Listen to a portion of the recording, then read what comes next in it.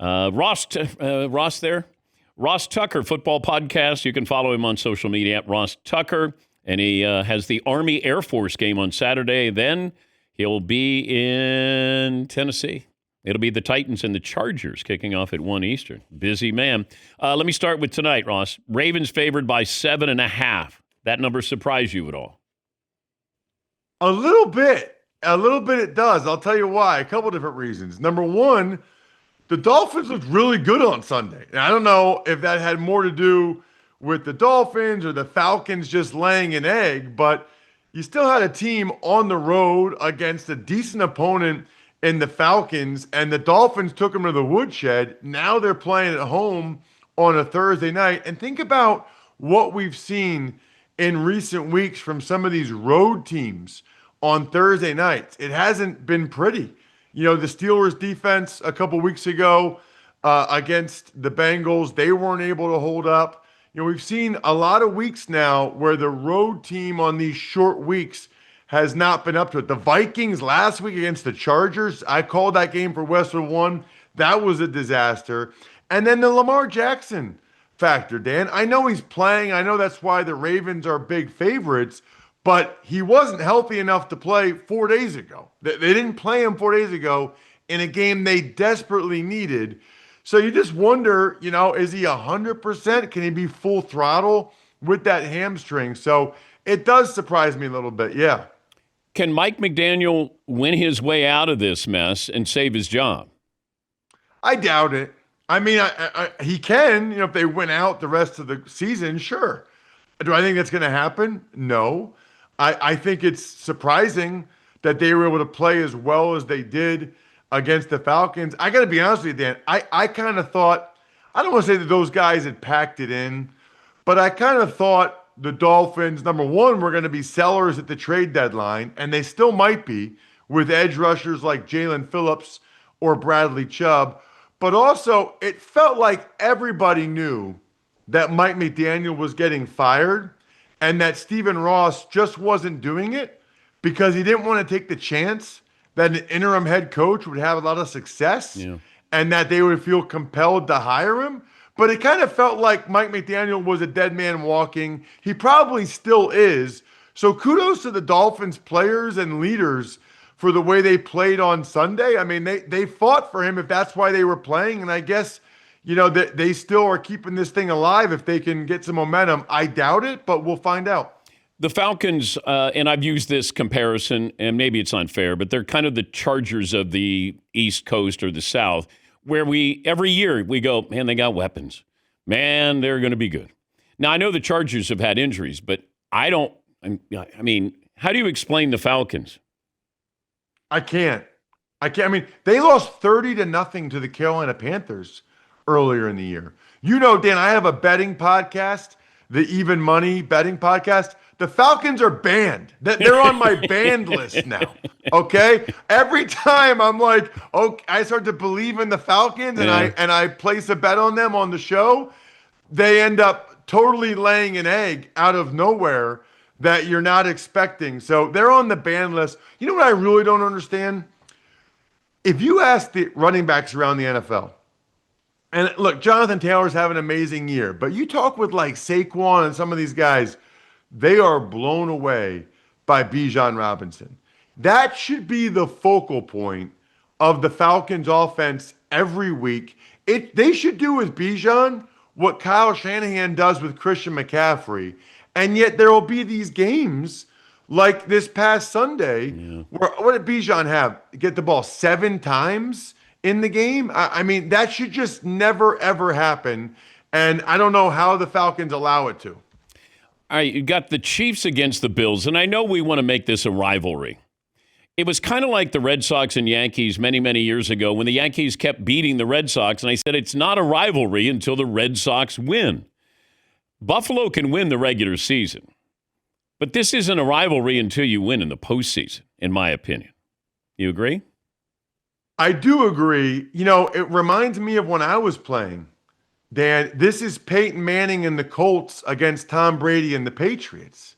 They could not get over the hump. They would, you know, the Colts would win the regular season matchup sometimes, But then in the playoffs, when it mattered, New England would just always find a way to get it done. And it looked like that was going to be the case in the 2006 AFC Championship game.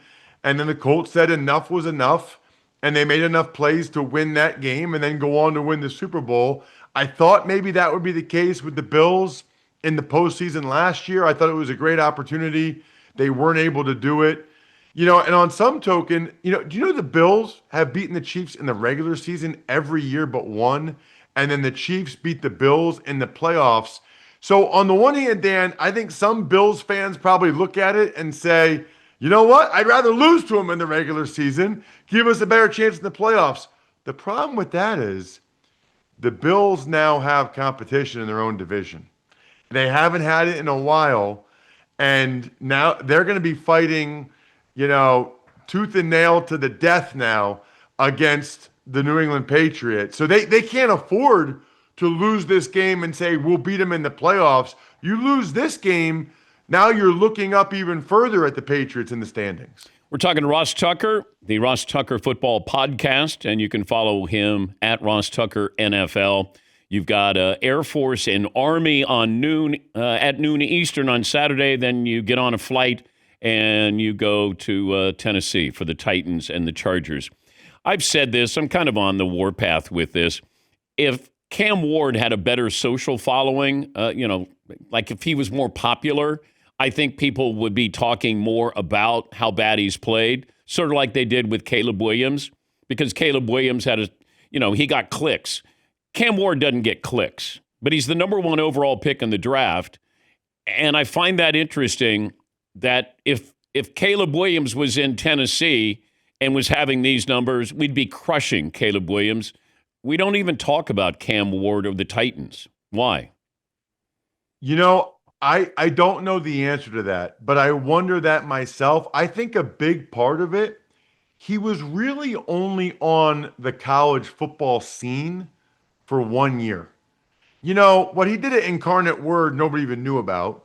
What he did at Washington State, people really weren't paying attention.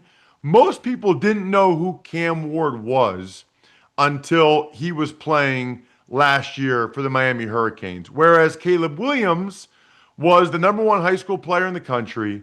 He made a bunch of plays as a true freshman in Oklahoma, including in the game against Texas. Then he goes to USC, wins the Heisman his second year, is the presumptive number one pick.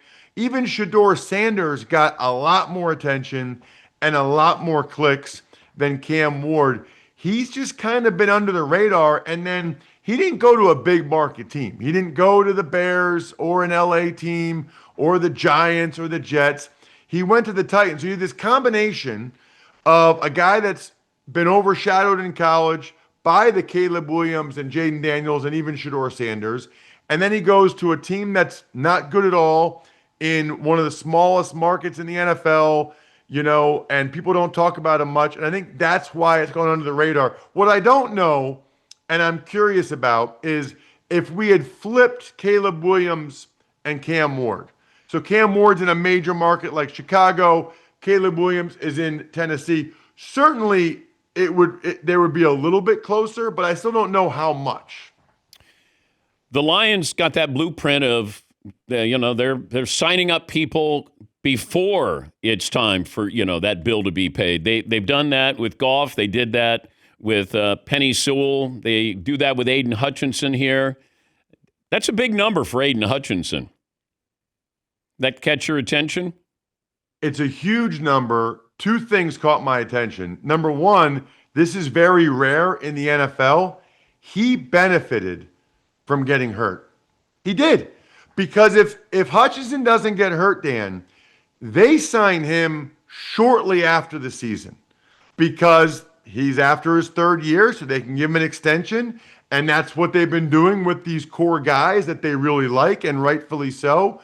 But because he got hurt, I think they wanted to see how he came back from injury. They wanted to wait a little bit. Well, in the meantime, Crosby got a new deal. Myles Garrett got a new deal. TJ Watt got a new deal. And then Micah Parsons set the bar really high. So Hutchinson's one of the only guys I've ever seen that benefited from a really bad injury. As in terms of the way the Lions are going about it, they're getting a lot of credit for it. Dan, it's the Eagles model. The Eagles basically invented this, which is as soon as you know one of the guys you drafted is a core guy that you want around for the long term, you sign him as soon as possible because then you spread the cap pain over the entire length of the deal. So let's talk about Hutchinson, right? He has half a year left on the fourth year of his rookie deal. They had already picked up his fifth year option. So then you tag on those 4 years he just signed to years 6, 7, 8, and 9, right?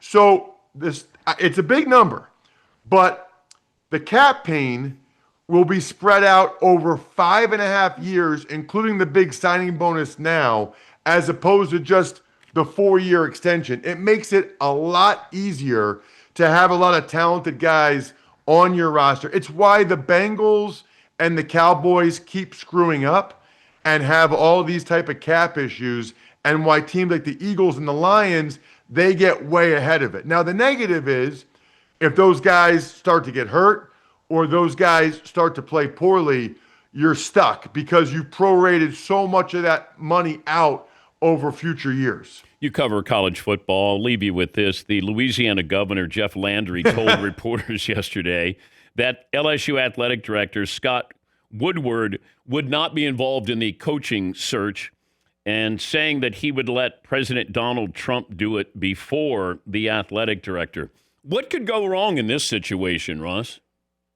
I mean, this is why college football, especially in the South, is so amazing, because I do think it is the case. I don't know exactly the inner workings, Dan, but I do think it is the case at a state university that ultimately the governor oversees it. I know, like in Pennsylvania, where I reside, the governor is able to allocate 3 or 5 spots to the board at Penn State. So I don't know exactly the dynamic between the president of the university and the governor of a state, but that is amazing. I mean, if you're publicly saying that the AD is not going to pick the football coach, that reminds me of like the movie Office Space. Like the consultants need to come in and talk to the AD.